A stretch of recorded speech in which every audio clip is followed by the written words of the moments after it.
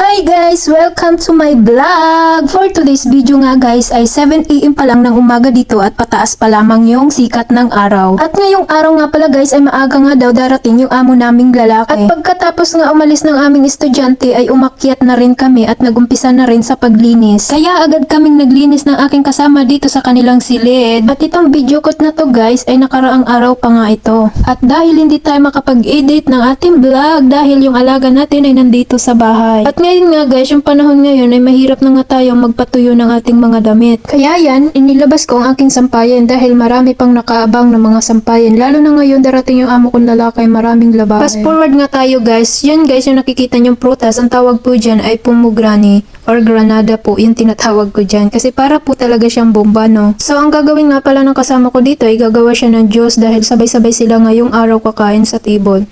Dahil kakarating lang ng kanilang tatay. At ito na nga guys yung naano natin. So, 4 na piraso yung natanggalan natin.